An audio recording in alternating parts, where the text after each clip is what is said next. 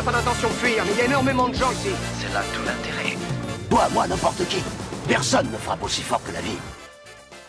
Trois potes qui parlent de ciné sans se prendre la tête. Bienvenue dans ce 8ème épisode du Tri-Podcast. Et je suis avec Victor et Pierre. Comment ils vont? Bah ça va. Bon, ça va. Ça va super. Ça va, on va parler ciné. Aujourd'hui, on parle boucle temporelle et non voyage dans le temps, ce qui n'est pas exactement la même chose. Voilà. Petite question avant de commencer, on se met les pieds dans le plat. Si vous pouviez voyager dans le temps, passer 24 heures quelque part à une époque, ce serait quand et quoi? Ce serait le tournage de Shining pour moi. Comme ça. Moi, je vais faire le puriste de ouf, mais Ouais. je crois que j'irai à la première projection des Frères Lumière. Ah ouais, pour pouvoir dire j'étais là. Exactement, le puriste, tu vois. Ok. J'étais là avant tout le monde, c'est tout. Tu connais le cinéma? Moi, j'y étais. J'y étais, moi. Donc, Ok, moi j'irai à l'accouchement de la mère des Frères Lumière. Bah, si tu Ça, veux. j'y étais encore plus que toi. Alors, Fais-toi sur le ciné. plaisir. Hein. Donc nous, aujourd'hui, on va parler de Time Crimes et de Prédestination, qui sont des films de boucle temporelle. Alors, celui qui a bien vieilli, c'est Time Crimes, et celui qui est plus problématique, c'est Prédestination. Et on va en parler un peu en même temps, parce qu'ils sont caracolés. Ouais, on peut facilement les comparer. Donc, exceptionnellement pour cette émission, on va pas aborder un film après l'autre. On va tenter de les mêler d'un coup, directement. Ouais. On va quand même mettre un extrait de Time Crimes et en parler rapidement avant d'enchaîner. J'ai passé l'âge de ces conneries.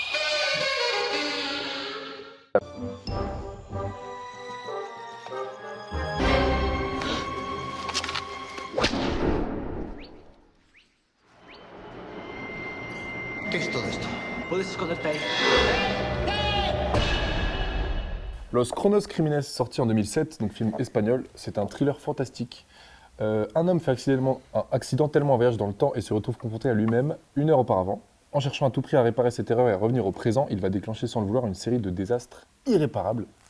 Tu peux présenter vite fait le film? Ouais, bien sûr. Donc, c'est une production espagnole, hein, on s'en doute, vu le nom du réalisateur, donc Nacho Ah oui, j'ai pas dit. Vigalondo. Le budget de 2,6 millions et malheureusement le film n'aura pas rapporté énormément, il aura rapporté 553 000 au box-office. timide. Voilà. Cela dit, il va quand même cartonner dans les festivals films fantastiques, etc. Il aura des prix même pour sa réal, son scénario. Donc tout petit budget. Mais personnellement, je trouve que c'est un budget quand même qui est très tenu. L'histoire, les décors, etc. C'est assez concentré. C'est une espèce de huis clos, mais plutôt en extérieur. On va surtout visiter les mêmes lieux à chaque fois, vu qu'il s'agit de boucles temporelles.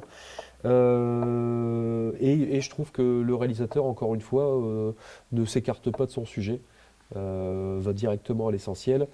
Et il y a un petit jeu qui commence à s'installer avec le spectateur, pendant le film.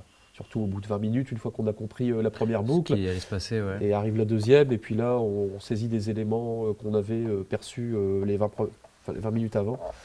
Voilà. Et est-ce qu'on peut faire directement le pont avec l'autre? Ouais. Juste, c'est impossible de parler de prédestination sans parler du twist, je pense. Donc vraiment, si vous voulez découvrir le twist, faut pas écouter ce qu'on va dire. Parce que justement, là, c'est un mec qui se rencontre lui-même. Et du coup, dans Prédestination, c'est la même thématique. Donc, on peut balancer un extrait de Prédestination et on revient. Houston, on a un problème. It can be overwhelming knowing the future. So, what, you're a cop? I'm a temporal agent. We prevent crime before it takes place. Donc 2014, Michael et Peter Spirig, deux frères, vont réaliser ce thriller fantastique qui est Prédestination.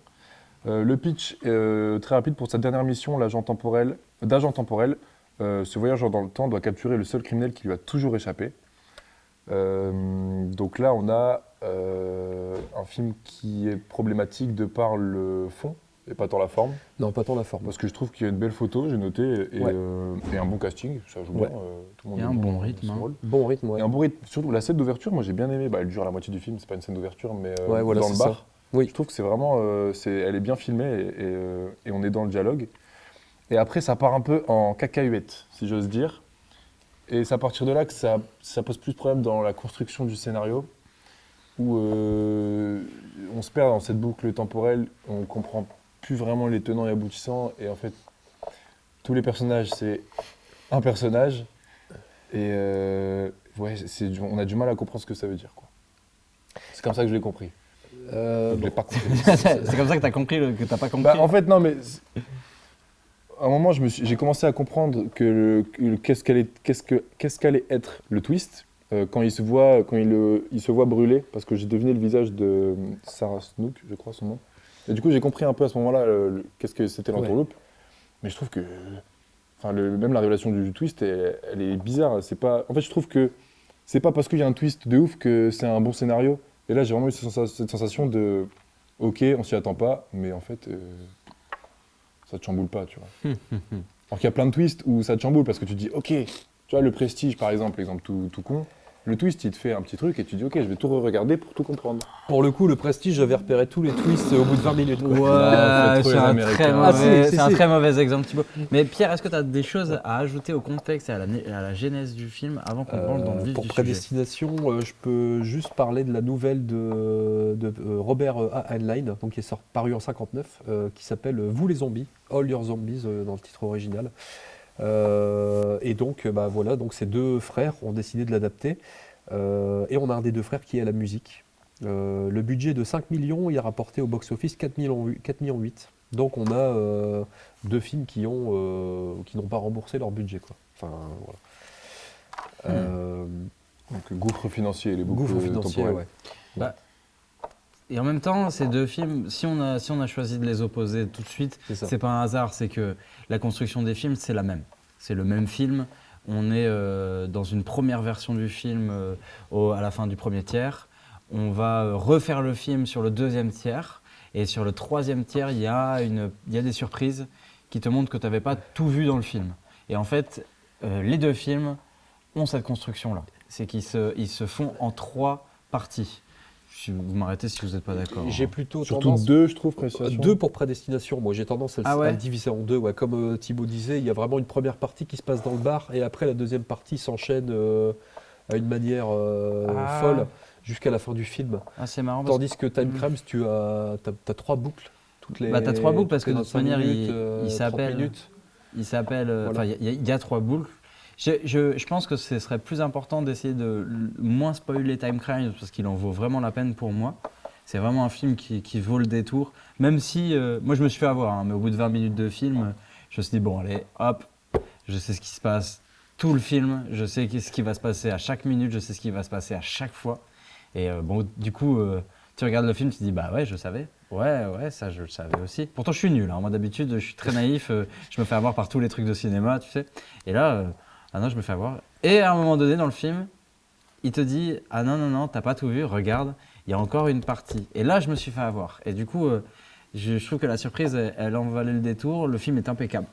Le film Time Crimes, hein, je parle. Hein. Il est vraiment impeccable dans son procédé, comment il a été fait.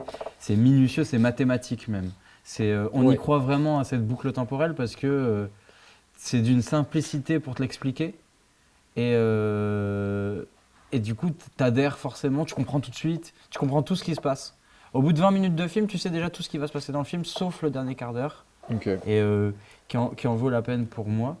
Et c'est marrant parce que quand je l'ai regardé, je donne un peu mon vécu hein, sur le film, mais quand je l'ai regardé, je me suis dit, ah c'est marrant, le film, il va rien m'apporter, et je sais plus où est-ce que je voulais en venir, mais il est pas Tu t'es mal. perdu dans cette boucle temporelle. Je me suis ah oui, c'est ça. Comme ce C'est ça. sont... Ah, c'est ça. Vas-y. Je me permets de te couper parce que tu m'as fait retour vers le passé là.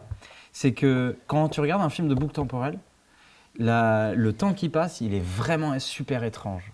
Parce que tu sais que tu vas devoir voir le film différemment d'un film qui se balade d'un point A à un point B. Là, tu fais sans arrêt des allers-retours, qui fait que dans ton esprit, tu te refais le puzzle en tête. Tu te dis, ah ouais, ça y est, je comprends tous les puzzles. Et à la fin, tu remarques que c'est qu'une seule pièce, ce puzzle. C'est pas plusieurs pièces que tu as assemblées, non, c'en est qu'une. Et ça, je trouve ça fort dans les films de boucle temporelle. Et si on devait les comparer, dans la manière dont ils parlent de cette boucle temporelle, tu as un film qui va un peu te prendre par la main, donc Time Crimes, avec ce personnage du coup joué par le réalisateur qui joue le rôle du scientifique.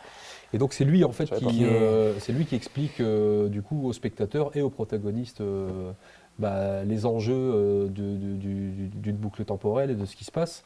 Donc on n'est jamais perdu à aucun moment parce qu'on a toujours ce mec qui est là pour nous expliquer ce qui se passe. Alors que Prédestination, je pense que il faut faire un peu plus d'efforts. Ça va pas forcément te dire au travers de dialogues. Il peut y en avoir, à certains moments oui, mais des fois ça va être un plan très rapide, notamment le reveal final là avec ce corps. On voit le personnage se lever et on se dit ah d'accord. Mais il faut pas le louper, À ce moment-là, on l'a compris. En vrai. Ouais, c'est vrai, tu l'as compris 10 minutes avant quoi. Mais tu vois, dans Précision, en plus, il y a quand même, je trouve, des incohérences où alors j'ai pas saisi ces éléments-là. Mais par exemple, vu que c'est l'heure passée, théoriquement, ils s'en souviennent. Tu vois, elle est censée se souvenir que le mec de qui elle tombe amoureux, c'est cette personne qu'elle devient. C'est compliqué à formuler, mais vous voyez où je veux en venir. Vu que c'est son passé, normalement, elle s'en rappelle, vu qu'elle est dans le futur de ce passé qu'il a construit. Tu vois ce que je veux dire? Dès qu'on commence à parler de voyage dans le temps, ça devient... Non, mais c'est clair, ça, c'est clair, si vous avez vu le film, c'est clair. Voilà, mais en fait, au-delà de ça, c'est quand même très étrange par rapport à ce personnage qui, du coup, va tomber amoureux de lui-même, se faire un enfant à lui-même, en le sachant pertinemment, se tuer, mais c'est quand même super bizarre. Tu es d'accord avec moi? C'est le titre du film. C'est malsain. C'est le titre du film. Oui, C'est le titre du film, c'est que c'est un paradoxe. En fait, on te parle d'une chose qui est la boucle temporelle, et on te dit en même temps dans le film, t'as vu, ça ne peut pas exister. C'est pas possible, parce que à travers, pour moi, le film, la métaphore du film, c'est le personnage, le concept de la boucle temporelle, il est un peu capillotracté, et du coup, si jamais on y réfléchit 2 minutes à cette boucle temporelle, avec déjà l'engin qui te permet de voyager dans le temps. Donc, cet étui à violon, où il met une date dessus et il est autre part. C'est un peu facile parce que... Ouais, l'effet marche bien. Après, il faut se souvenir que c'est un petit budget, hein, donc ils n'avaient pas les moyens de te faire une DeLorean ou un truc dans le genre. Non, bien sûr, mais c'est un film aussi à petit budget qu'on a là, Time Crimes. Alors là, pour le coup, tu ressens vraiment le petit budget avec cette cuve. Ouais, mais la cuve, elle marche. La cuve, elle marche, elle est fixe, tu comprends tout ce qui peut se passer à côté d'un engin qui est fixe. Et en fait, de l'avoir fait en cet étui, ça te dit t'inquiète, tu comprendras, tu comprends pas, ta gueule, on s'en fiche. Oui, D'où est-ce que ça vient? On s'en fout, mec. Okay. Et du coup, ça c'est un peu un truc qui a pêché chez moi. Je suis très friand de savoir comment les objets ils marchent dans les films. Ils ont un rapport aux objets que tu aimes bien avoir parce que c'est un objet qui n'existe pas, donc tu as envie de savoir aussi comment est-ce qu'il s'en sert. Et non, c'est juste un flingue qu'on te donne au début du film et qu'on te dit, bah voilà, c'est ton flingue, ça sert à voyager dans le temps. Ouais, et puis combien de transports illégaux t'as fait parce que c'est dangereux, ça peut être traumatisant et tout. Et en fait, il en fait 15 à la fin. Le film se perd. Le film se perd dans ça. sa narration. Le scénario, ils étaient deux dessus. Je sais pas exactement la tête des réunions que ça avait, mais ils sont partis vraiment très loin. Et après, ils se sont revus, ils sont partis encore plus loin. Et ils ont fait une dizaine de réunions, ils sont partis encore plus loin à la fin. Ils ont dit, bah voilà, on a un truc nickel là. C'est cohérent. Tu vois ce que tu as pointé du doigt, le fait que ça marche pas et il se rend compte, il tombe amoureux d'elle. Le personnage principal tombe amoureux de lui-même dans le passé. Et en fait, ça me gêne pas. Parce qu'il y a déjà un côté où on t'explique qu'il y a un voyage temporel.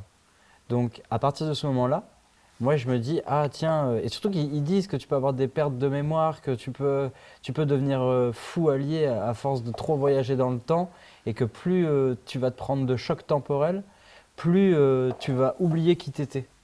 Et du coup, c'était ce personnage qui est sans arrêt en train de voyager entre ces époques, et on te dit, bah non, en fait, il y a eu un paradoxe dans le temps, et toi, tu es le personnage qui est obligé de faire partie de ce paradoxe, peu importe qui tu es. Tu vas toujours finir par aller. Et j'aime bien l'idée que ça soit un cercle comme ça qui se termine jamais. Je trouve que ça fait peur, tu vois. Mais... Et c'est là où je trouve que Prédestination, il a quand même le mérite de fonctionner. Je suis d'accord. C'est que bah voilà, il a un concept que j'ai jamais vu. Pareil. C'est pour les mêmes raisons que j'ai apprécié le film. Mais je me dis, est-ce que tu vois le scénario, tu peux pas l'écrire pour qu'il y ait peut-être 2 personnages et que ce soit hyper intéressant? Parce que là, c'est quand même gros que le mec, c'est ses parents. Par exemple, tu vois, il fait un bébé et ce bébé, c'est encore lui. Ouais, Et au c'est bout ça. d'un moment, tu te dis, ouais, bah là, les gars. C'est l'histoire de ça la marche vache. pas, en fait. C'est l'histoire de la vache qui rit, tu vois. C'est l'histoire de cette mise en abîme que tu te dis et tu termineras jamais et que tu auras beau essayer de regarder le film, cette boucle, elle se refera à chaque fois, à chaque fois. Ouais. Et il y a un côté très anxiogène de la boucle temporelle qui est super intéressant, tu vois.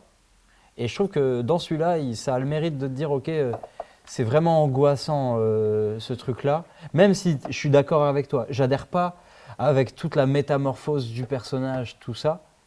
Mais tu as quand même ce truc de te dire, t'as vu, si tu as bien compris, c'est qu'un personnage. Le concept est quand même intéressant. Ouais. Il y a un truc qui t'accroche. En fait, je l'ai pas subi le film, je l'ai fini et j'avais Ok. envie de voir la fin, etc. Mais il y a plein de trucs qui font quand même son maquillage en soi, je le trouve pas très bien fait. Je trouve qu'on n'y croit pas dès le début à ce que ce soit. Non, ça c'est elle, vrai, tu ça vois, marche pas. maquillée en homme et tout. En plus, Elle dit, ouais, t'es un mec toi. C'est Mais ça, je il se pensais que comporte t'étais, bizarrement, T'étais une femme. Enfin, non, t'étais c'est une ça. femme. Ah, mais je pensais que t'étais un mec. Gros, va pas me faire croire que t'as rien vu du tout. Ça. Et après, moi, cette séquence du bar, je l'ai adorée. elle est bien faite. Ah, Elle est vraiment bien mise en scène. et tout. Ça démarre bien, t'es à fond dedans, c'est très long. Et ça te permet de bien de te dire, ah, mais avec qui je suis là du film?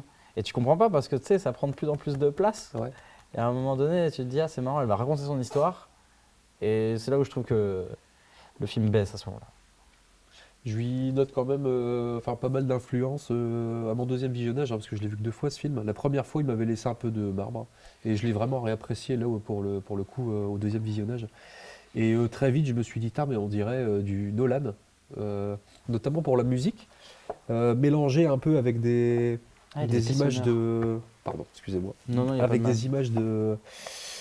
des séquences de Dark City de Alex Proyas, que je vous conseille si vous l'avez bien pas sûr, vu. bien sûr, on l'a vu. Bienvenue à Gattaca aussi, du coup, Ouais. avec le susnommé Ethan Ethan Hawke. Hawke, ouais. Du Man in Black aussi, j'ai cru voir aussi du Man in Black, notamment avec justement cette organisation du coup d'agents qui voyagent. oui, et à un la moment donné, ils valise visitent du les début. bureaux, la valise, tout ça. Et ça m'a fait penser, je me c'est dis, tiens, vrai. on dirait... Tu sais, puis ils passent un entretien et tout, tu sais, ils sont Ouais. habillés tout en noir. Ouais, Enfin, je me si, suis si, dit, bien tiens, ça sûr. me fait penser à ça. Et un film, je sais pas si vous l'avez vu, mais c'est produit par les mecs qui ont produit,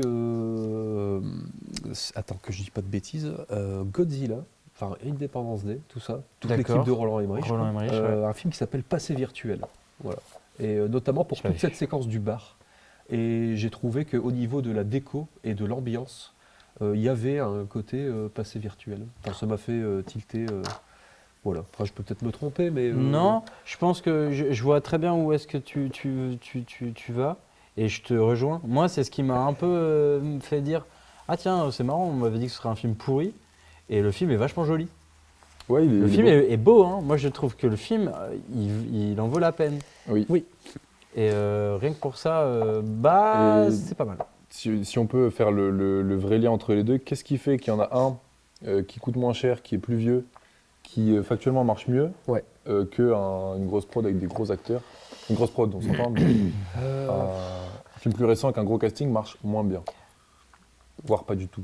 on a. Après, ça va peut-être dépendre des thèmes. Je sais pas, peut-être que le thème du voyeurisme pour Time Crimes va peut-être plus attiser la curiosité que le thème de transgenre dans le voyage, enfin mêlé avec le voyage dans le temps. Je sais pas. Enfin, peut-être que c'est ça. Ou Ouais. alors c'est un film américain que tu compares à un film espagnol qui met toute Ouais, c'est son plus âme, ça. tout son cœur là-dedans. Encore une fois, ce film te prend par la main et essaie Ouais. de jouer avec toi toutes les 20 minutes, quoi.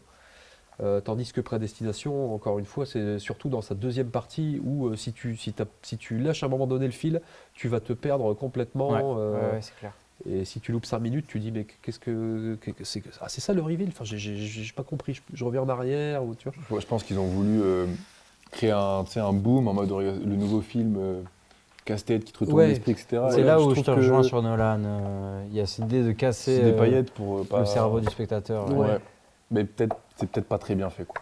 Mais Parce que l'idée, en fait, le concept il est sympa, mais je trouve ça mal fait. moi, je t'oriente vraiment vers Time Crimes. C'est, j'ai envie, ça va un peu le descendre le film, mais c'est un film un peu d'école. C'est-à-dire que tout fonctionne, tout a été impeccablement mis comme un calcul mathématique. Tu sais, c'est impeccable, tu comprends tout, tu raccroches tous les wagons. tous les wagons que tu t'es dit, il faut que je les raccroche, ça se raccroche, et plus, parce que finalement, ça parle de quelqu'un qui voit un tueur en série. Et tu te dis pas au début ce qui se passe à la fin, tu te le dis pas. Ok. Et ça fait plaisir. Et puis même cette fin où il dit, parce que on est sur un film qui dit t'es pas maître de ton destin, et t'es dans un film là où on te dit c'est toi qui as l'incidence sur ce qui va se passer un petit peu. Je sais pas si tu es d'accord avec moi. Si, ouais. Parce Ouais. que il y a un vrai. En fait, le film, le personnage principal de Time Crimes, il dit ok, il faut que je respecte cette idée de boucle temporelle et que je casse pas le monde dans lequel je viens de tomber. Donc, il faut que je répare mes conneries. Et il se trouve qu'il y a une troisième partie au film où il va une troisième fois, c'est un peu spoilé de dire ça, mais ça va. Il va une troisième fois aller dans cette cuve. Et moi, le film, j'ai beaucoup aimé. Là, c'est à ce moment-là, je me dis ah, mais c'est exactement ce qu'il me fallait dans ce film pour le retourner et en faire. Ouais, pareil, parce que du coup, tu as la révélation de plusieurs Hector en fait. Ouais. T'en as que 2 au début qui sont mentionnés, et puis à un moment donné, quand tu apprends l'existence du troisième, c'est là où démarre, où l'intrigue est relancée en fait. C'est peut-être l'enjeu qui manque, tu vois. Par exemple, tu parles d'incohérence, de briser la boucle temporelle, etc. Par exemple, dans Retour à le futur, c'est très clair et c'est simple. Il faut que ses parents se rencontrent et on a compris. Dans Prédestination, quand ils sont à deux, à la fin, dans leur passé sur le banc et tout, on ne sait même pas exactement quelle incidence ça a, si au final elle retourne sur le banc ou s'ils changent ce passé. On n'est même pas sûr qu'en fait, ils n'ont pas le droit. Parce que c'est pas Non, dit ils n'ont pas le ou- droit. Ils n'ont pas le droit dans Prédestination.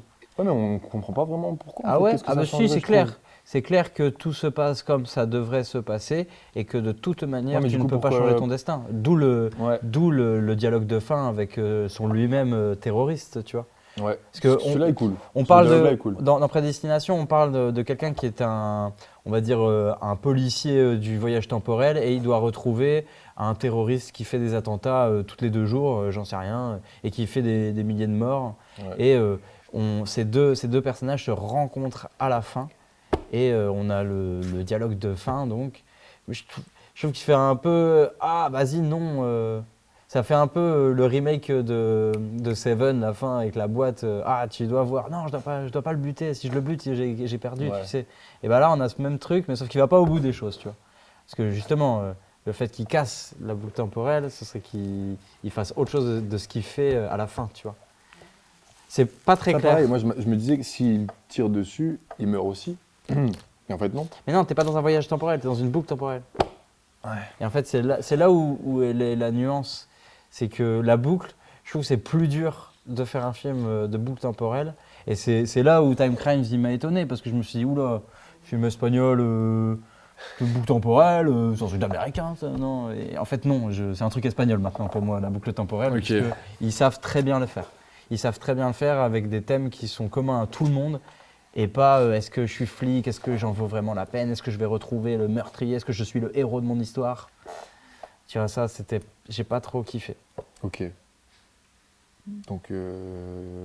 Donc on conseille plus Time Crimes, mais Prédestination vaut le détour Ouais. rien que pour le concept. Il et ne pour, mérite pas non plus. Ouais, il faut le voir. C'est intéressant. C'est pas le Avec un film certain de. œil. C'est pas le film que vous allez. Ouais, je sais pas. Moi, je dirais quand même que c'est un film de merde. C'est vrai. Ouais, c'est quand pas même. terrible. Après toute cette. Bah non, mais il y discussion. a. Il me dit rien à la fin, le film. C'est quand même son concept qui est, comme on a dit, inédit. Je l'ai vu dans les. Enfin, je veux Perso, dire. j'ai trouvé Mais ça il y a- intéressant de le mélanger avec une histoire de boucle temporelle. Quoi. Enfin, parce que j'avais, comme tu as dit, on n'a jamais vu ça, c'est unique, le concept en son genre, il est unique. Ça, ouais, mais ça aurait pu être mieux fait. J'ai pas envie de valoriser un concept qui est pas allé au bout. Ouais. C'est dommage parce qu'à la fin, tu es là, tu te dis, bon, bah fais chier. Il n'est pas allé au bout de son idée, donc. Ouais, ça raconte pas grand-chose, à mon humble avis. Mais allez voir Time Crimes. C'est un petit film, trop bien et tout, c'est super cool. Allez voir Time Crimes. Time Crimes. Los Chronos Crimines. Los Chronos Crimines. Et nous, on va enchaîner avec un film d'actualité qu'on a tous les 3 vus sur Netflix, et c'est The Killer. Petit extrait. Voilà les conditions.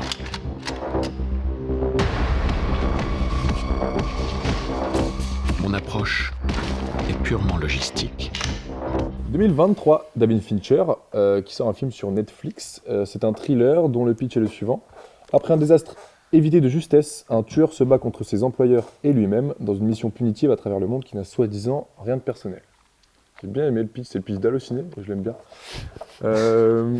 Moi j'ai bien kiffé, surtout, je commence direct par la scène d'intro dans le bâtiment avec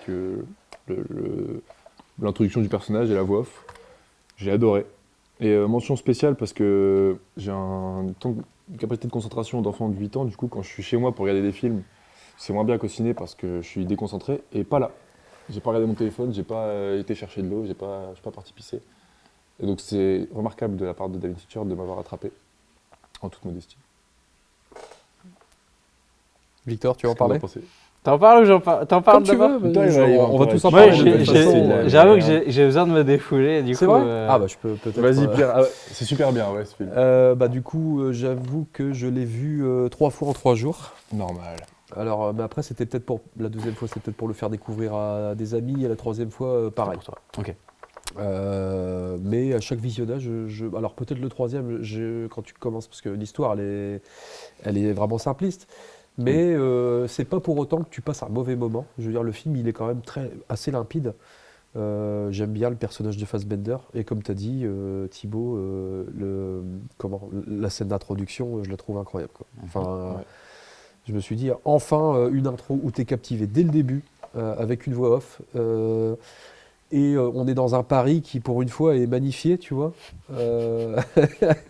Enfin...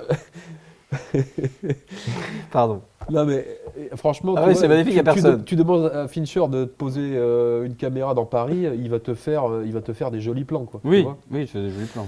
En ça, j'ai trouvé ça excellent. Et ensuite, cette voix off qui est à chaque fois redondante avec ce discours.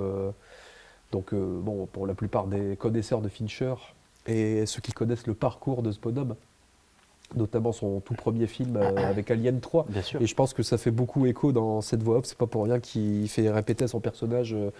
Ouais, soit méthodique.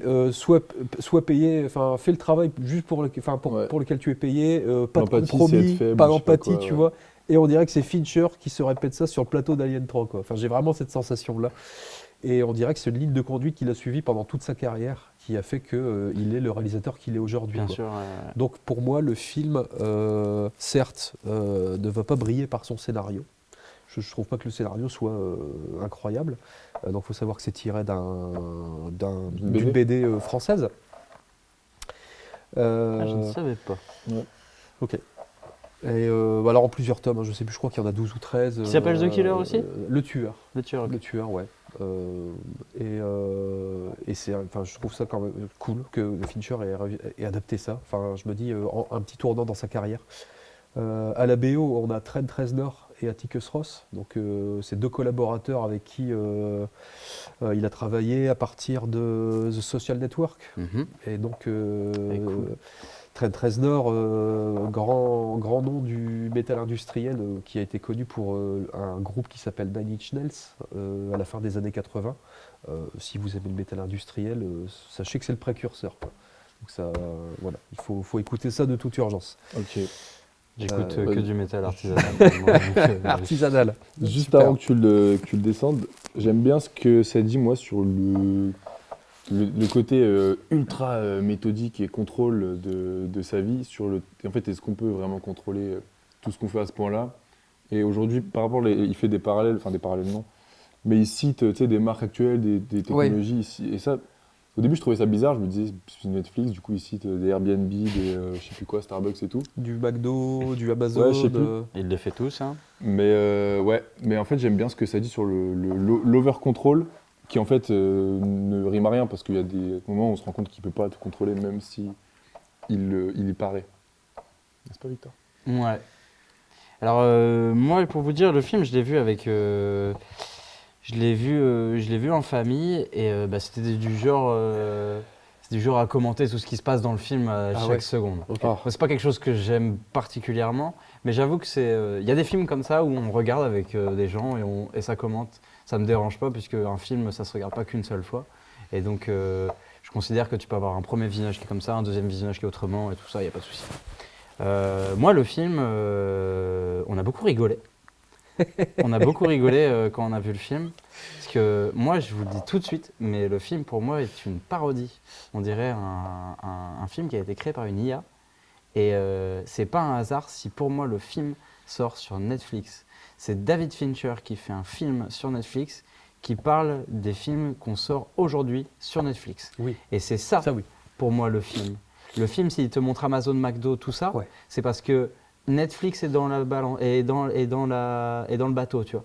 Si on te dit, le dernier plan du film, c'est une machine à café expresso et qu'il est avec sa copine, il a résolu tous ses problèmes, c'est parce que c'est un film Netflix. Tout ça, c'est du faux. C'est une satire, en fait, le film. Enfin, moi, je l'ai vu comme ça, de bout en bout. Acheter des doubleurs de Badger pour passer toutes les portes d'un hôtel. Non, mais on est où ? Surtout que, comme il a Amazon Prime, ça arrive super vite, la livraison. Donc, c'est Amazon, Ouais. c'est comme ça.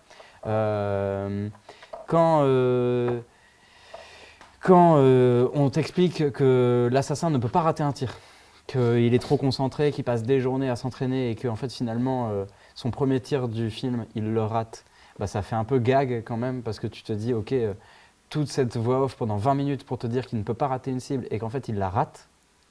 Donc ça fera écho avec un autre chose que je vous dis, j'ai eu un appel avec un ami qui m'a un peu expliqué son point de vue sur le film. Et du coup, moi j'ai vraiment vu un film qui faisait un gros fuck à Netflix, Ouais. en disant, un peu comme la série de Nicolas Winding Refn, Too Old to Die Young, qu'il avait fait sur Amazon Prime, et ben là on a le film que Fincher fait à Netflix avec un gros doigt, quoi. Un gros doigt en l'air. Ok. Et c'est marrant parce que j'anime un ciné-club et les membres, ils m'ont tous dit ah non, mais maintenant les films ils sortent sur Netflix, c'est nul, moi je vais pas le voir, c'est pas du cinéma. Mais justement, si, parce qu'en fait, ce film il parle de ça, il parle de ce qu'est devenu réalisateur. Être réalisateur, c'est quoi ? C'est d'aller sur Netflix, faire des films maintenant, c'est ça. Et du coup, Fincher, il joue le jeu à 100%, puisqu'il te dit t'as vu, je vais te faire des combats qui ont rien, qui sont nuls. La seule bataille, La baston du milieu. la baston du milieu qui se passe incroyable. dans Elle le est noir. bien, hein. Trop Moi- bien. moi, je trouve que c'est ridicule. Ah ouais. Moi, j'ai trouvé ridicule cette Ok. baston. Le personnage de Tilda Swinton, Ouais. pareil, Ah mais non, mais pareil. moi, Ridicule. J'ai adoré moi. ridicule. Et j'étais là, c'est vraiment ça le film là. Il va dans son restaurant, il commande des whisky, de la glace et à la fin, ça se passe comme ça. Et du coup, moi, à chaque fois, je me disais, non mais c'est gros là, comme une maison là. Je veux dire, son rêve à ce type-là, il tue des gens et il a une maison à Miami, ou j'en sais rien. En Nouvelle-Calédonie, je crois. Ou en Nouvelle-Calédonie. En tout cas, bref, il a une villa sur une île paradisiaque avec une copine, avec une maison de paradis. Et bah ouais, il se retrouve que il se fait retrouver ce gars-là et tout de suite, il faut se venger quoi. Et du coup, j'ai vraiment vu un film parodique en fait. Et du coup, j'embraye tout de suite. J'ai un appel à un ami, donc à Raphaël qui est déjà venu dans l'émission. Et il me dit, mais non, mais t'as pas compris, en fait, le killer, c'est Fincher. Et je fais, ah bon, pourquoi et tout. Il fait, bah ouais, mais regarde, le premier tir qui te dit qu'il est méthodique, qu'il n'arrête pas, que pour lui, c'est super important de faire un bon film avec des choses. C'est quoi son premier film à Fincher ? Eh ben, on l'a dit tout Et à il me l'heure, dit, c'est Alien 3. et en fait, c'est Alien 3. Et Alien 3, c'est quoi ? C'est un film qui est raté. Selon Fincher. Selon Fincher. Et du coup, le fait que son personnage rate, et en fait, il y a plein de choses à mettre en comparaison avec la carrière de Fincher. Tous les meurtres ont un incidence sur... tout ce qui se passe dans le film fait écho à un film qu'il a déjà fait. Par exemple, le meurtre du taxi, là, ça Le vient me meurtre faire du penser. taxi. Bah, t'as ça dans Zodiac. Ouais. Du coup. T'as ce taxi qui se Et fait t'as piquer dans plein de Zodiac, plans ouais. qui se font appel. C'est pas un hasard si à un moment ça ressemble à Millennium aussi. Ouais. C'est pas un hasard si Paris ressemble à Millennium avec la moto et tout ça. Du coup, qu'est-ce qu'il dit dans ce film ? Il est un peu sur un double discours. Et c'est pour ça que, oui, je le descends parce que moi, au premier visionnage, j'ai pas vu tout ça. Et j'ai été vachement frustré de voir un Fincher où je me suis dit, putain, je suis trop con pour le voir, quoi.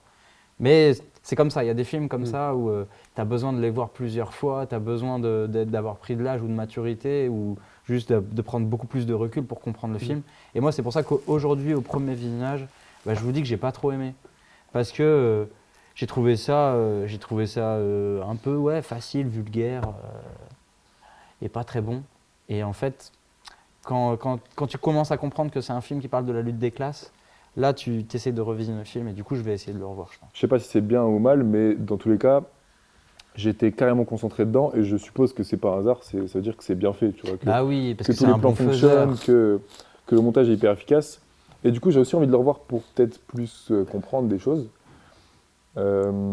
Par exemple, le truc que j'ai du mal à comprendre, c'est que il est hyper à cheval sur tout ce qu'il fait. Mais tu vois, avec Tilda Swinton, il voit plusieurs serveurs, il croise des gens. Donc les gens voient son visage. Et il va, ça spoil, il va la tuer 50 mètres plus loin, un quart d'heure après. Du coup, s'il y a un brin d'enquête, tu vois, même moi, je l'ai résolu, l'enquête. Ouais, C'est hyper bizarre. quelle est la dernière personne que C'est ça, il est sorti avec ce mec-là et il y a son corps là. Je suis en mode, bah ouais, en fait. Ouais, mais il a plusieurs tu vois ce que je veux identités. dire Mais je vois, des fois, tu te perds un peu dans le film parce qu'on est promené. Hein. Ah oui, je dois aller là, j'y vais, on y va, on est là-bas. Ah oui, maintenant, il faut aller là-bas. Ah oui, on y va, allez, on y va. Qui découpe le film. Ouais, le chapitrage est du coup intéressant. Enfin, ça te permet de pas t'endormir, entre guillemets. T'es promené, en fait. T'es promené parce qu'en fait, on te pose pas la question. On te pose pas... il n'y a aucun moment où le personnage dans le film, il se dit, bon, qu'est-ce que je dois faire ? Non, tu le regardes faire, il est en train de faire, tu comprendras. Quand il aura fini sa besogne, tu comprendras ce qu'il était en train de faire ici. Et du coup, tu n'as pas le temps de te poser la question, mais où est-ce qu'on va ? Et du coup, ça rentre dans les propos, parce que moi, franchement, cette séquence de fin où il commence à prendre son café, il est de retour sur son... Ah, il s'est rien passé, en fait. Ouais, mais tu le vois faire un petit tic de visage à la toute fin, vraiment, c'est la dernière image du film. Tu le vois un petit peu faire un tic. Et j'ai l'impression que ça veut dire par là que ce bonheur qu'il essaye d'atteindre, il y aura toujours une faille en fait. Ce personnage ne sera jamais dans son état normal. Il y aura toujours quelque chose qui viendra un truc qui leur fait perturber son mental en fait. Plutôt dans le film, je sais plus si vous êtes des loups ou des moutons, et en fait lui il dit. C'est ça, il y a la toute fin, il dit je suis quelqu'un comme les autres finalement. Est-ce qu'il n'y a pas aussi un parallèle un peu plus simple d'un mec hyper antipathique qui fait son travail et qui se rend même plus compte qu'il tue des gens?